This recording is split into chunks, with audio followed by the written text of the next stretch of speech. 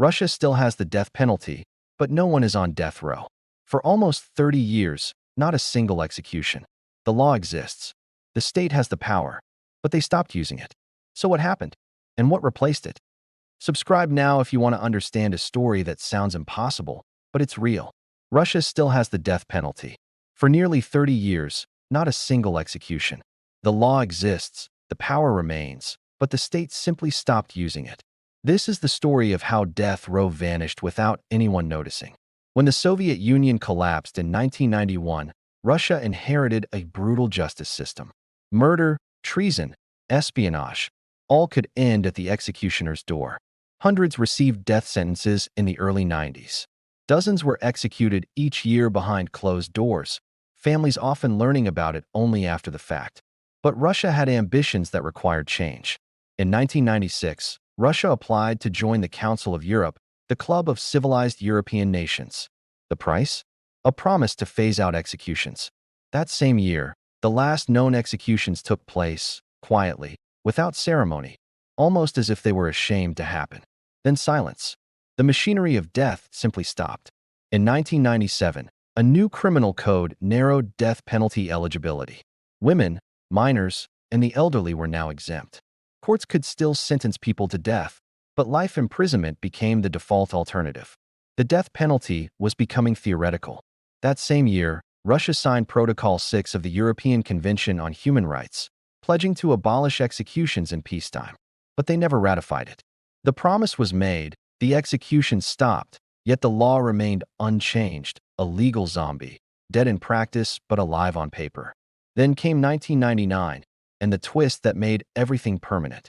The Russian constitution guaranteed anyone facing death the right to a jury trial. But most regions hadn't implemented jury systems yet.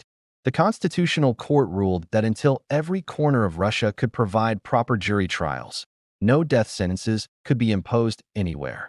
Suddenly, the death penalty couldn't be applied even though it was still legal. Courts stopped issuing death sentences not because they abolished capital punishment, but because the law itself made it impossible. President Yeltsin seized the moment. He commuted hundreds of death row inmates to life imprisonment. Death row didn't close with fanfare or ceremony. It simply ceased to exist. The condemned were transferred to regular maximum security prisons, and their cells were repurposed or forgotten. In 2009, the Constitutional Court went further, extending the moratorium indefinitely. The logic was circular but ironclad.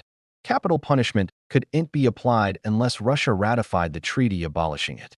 Since they never ratified the treaty, the death penalty remained legal but unusable, a legal paradox that has held for decades. Life imprisonment became Russia's harshest sentence. The death penalty existed in law books, but nowhere else. Here's what makes this strange. Most Russians wanted it back. After brutal crimes, polls consistently showed public support for reinstating executions. Politicians occasionally promised to bring it back, but the courts held firm. The moratorium wasn't a political decision that could be reversed on a whim. It was woven into constitutional law, protected by legal procedure rather than popular opinion. Even after Russia left the Council of Europe in 2022, nothing changed. Legal experts explained that reversing the moratorium would require constitutional amendments, a formal restructuring of law, not just a presidential decree or legislative vote. Today, nearly 3 decades after the last execution, Russia exists in a legal twilight zone. The state possesses the power to kill but chooses not to wield it. The law permits executions that never occur. Death row is gone, not abolished, just abandoned. Those who would have walked to the gallows now face life sentences instead, their punishment stretched across decades rather than ended in minutes. This creates something philosophically odd, a punishment that exists without ever happening, a sentence that courts can impose even though it's legal, a power the state holds but cannot use. Russia replaced finality with endurance, execution with permanent confinement. For the convicted, there's no last walk, no final night, just endless time behind bars until natural death arrives on its own schedule. Prison walls replaced the scaffold. Silence replaced the machinery of state-sanctioned death. And in that silence, Russia made a statement without ever officially making one. The death penalty can survive in law while dying in practice. The country chose a path that's neither full abolition nor active capital punishment, a freeze that's lasted decades, a punishment that exists only as potential, never as reality. The law still says death is possible. The reality says it isn't. And that gap between what's written and what's practiced has become permanent. Those who would have once walked to their execution now face something different. Life imprisonment, permanent confinement with no possibility of release, no hope of escape. This became Russia's harshest sentence, and it is absolute. Prisons like Black Dolphin near the Kazakhstan border or Polar Owl Deep in the Arctic North became symbols of this permanence. These aren't ordinary prisons. They house the most dangerous inmates, those who once might have been executed. Guards patrol corridors endlessly. Lights stay on through the night. Prisoners are never left alone for long. Silence is broken only by footsteps and the echo of metal doors. Life imprisonment attacks the mind as much as it confines the body. Psychologists and former inmates describe it as a punishment that grinds on without end. Prisoners know they will not leave alive. Every locked door, every barred window, every guard's gaze reinforces that reality. Unlike execution's sudden finality, life imprisonment stretches indefinitely. It's relentless, and perhaps more terrifying. Execution ends a life, but life imprisonment suspends it. Freedom and choice disappear while the body remains alive, forced to feel every moment of the punishment. Time becomes the weapon. There's space to think, to regret, to despair. The knowledge that this sentence will never end creates a psychological weight that's almost impossible to measure. Public opinion remains split. When violent crimes dominate the news, polls show most Russians support bringing back executions. They want the ultimate punishment for the ultimate crime. Yet the government and courts haven't moved. The moratorium holds. Capital punishment exists only as dormant law, never action. Life imprisonment has replaced the finality that execution once represented. Inside these prisons, conditions are harsh and uniform. Small cells, minimal interaction. Communication is limited, movement heavily restricted. Activities are structured and regulated. Routine becomes a form of control, a reminder. Every day repeats like the one before, reinforcing the fact that life for these prisoners exists entirely within these walls. For those sentenced to life, there's no hope of parole. Appeals rarely succeed. The legal system has made it clear these prisoners will remain incarcerated until natural death. Family visits are limited. Contact with the outside world is heavily regulated. Every aspect of existence is managed, every freedom curtailed. Life has been reduced to survival, day after day, decade after decade. Some former prisoners call it living death. They're alive yet trapped. Their bodies exist, but their choices don't. There's no final release, no end to monotony or regret, no escape from the knowledge of time stretching infinitely ahead, measured only by bars and walls. The system also sends a message to society. Life imprisonment demonstrates that extreme crimes have permanent, irrevocable consequences, while avoiding the moral and political dilemmas of executions. The state retains the symbolic power to kill without ever exercising it. It keeps control and keeps controversy at bay. Black Dolphin exemplifies this approach. Every movement is observed. Guards monitor every action. Prisoners move only at scheduled times. Sleep, meals, and labor are regimented. There's no spontaneity, no freedom, only life measured in confinement and surveillance. This design forces inmates to confront permanence every day. They cannot escape it or appeal to change it.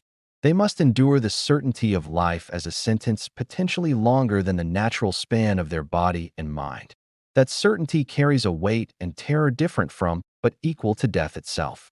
Even guards feel the burden. Working in such places demands constant vigilance and attention. Mistakes can be deadly. Tension is constant. Yet the system continues quietly and efficiently in service of this living punishment. Life imprisonment has become the ultimate replacement for death row in Russia. It ensures severe consequences for the most serious crimes while removing the controversy of executing citizens. The law still allows execution, but the state refrains. The balance is delicate and enduring. What's most striking is the paradox. Russia retains the death penalty in law, but replaced its application with a punishment that stretches the limits of the human mind. Life imprisonment ensures the ultimate punishment exists, just not in its original fatal form. It's a punishment without release, an ending without death, a sentence that stretches time itself into something that feels like eternity. For prisoners, this reality is absolute. For the state, it's strategic. For the public, it's confusing. And for the world, it's unique. Russia demonstrated that it's possible to maintain the authority of death without ever using it, that the ultimate consequence of crime can exist in law and effect without execution. 30 years after the last execution, life imprisonment continues to define the extreme edge of the Russian legal system. The cells that might once have held death row inmates now house those condemned to permanent life. The punishment is structured, controlled, unrelenting. Every day is a reminder that life, not death, is now the final sentence. Russia's approach to punishment is both literal and symbolic. The law allows death, but courts and prisons implement life. Life as punishment becomes the ultimate certainty, irreversible and unyielding, yet quiet and invisible in headlines except when rare escapes or prison scandals make news. The prisoners endure a punishment that is total. Time stretches endlessly ahead. Each moment carries the weight of years to come. Hope is measured in small increments. The body survives, but the spirit is tested daily. Monotony, supervision, and the absence of freedom form a psychological crucible unlike anything death could provide.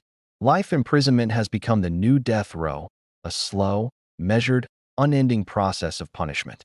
Execution, with its suddenness and finality, has been replaced by duration, endurance, and certainty. The punishment isn't erased, it's transformed. Russia shows us a paradox. The law allows death, but life carries the weight of ultimate punishment. The system ensures that those who commit the most serious crimes face consequences that last until the end of existence. The state retains power over life itself, yet chooses to manifest it differently. Execution is replaced by permanence.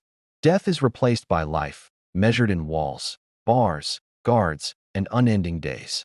The story continues quietly and persistently. Life has replaced death, but the punishment is no less real. The weight is no less absolute. The message is clear.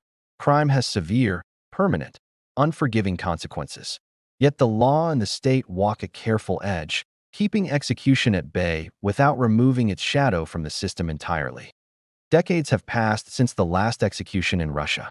The law still allows the death penalty, yet it remains unused. Death row no longer exists. Prisoners live out their lives in cells under constant supervision, confined forever. Life has become the ultimate punishment, permanent and unyielding. The paradox is striking. A country can keep the power to take life written in law, yet choose not to exercise it. Execution exists in theory, but life imposes the reality. Justice is measured not in moments, but stretched across the entire span of a human existence. Within the walls of high-security prisons, the reality is harsh. Days repeat endlessly. Guards walk the corridors. Lights shine constantly. Every small action is controlled, measured, observed. The prisoners know what awaits them every hour, every day, until the end. There is no escape, no release, only life and its weight pressing on them like stone. But this is more than punishment. It's a statement. The state shows its power without exercising it fully. The law holds authority, yet pragmatism intervenes. The ultimate penalty exists only in principle. The reality is life, slow and relentless, a punishment without an ending.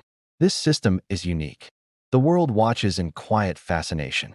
Russia has found a way to retain the power of death without using it, to maintain the fear and authority without crossing the line. Life imprisonment carries the certainty that death once provided, but it stretches it, transforms it into an experience that is longer, slower, and psychologically sharper. Russia's justice system delivers a lesson. Punishment is not only about finality. It's about endurance, permanence, and control. It's about the weight of knowing that every day is measured and that freedom is gone forever. Life becomes the ultimate sentence, death in all but name. And so the story ends not with finality, but with an echo of eternity. The law allows death, yet life imposes its quiet dominion. The prisoners remain behind bars. The guards patrol endlessly. The state holds power, yet exercises restraint. Execution has been replaced by life itself. And that, perhaps, is a punishment far more profound than death. In Russia, the death penalty exists but never executes. Time stretches endlessly. Justice endures quietly, invisibly, and with relentless weight. The punishment never ends, and the story remains ever present, unbroken, and quietly terrifying.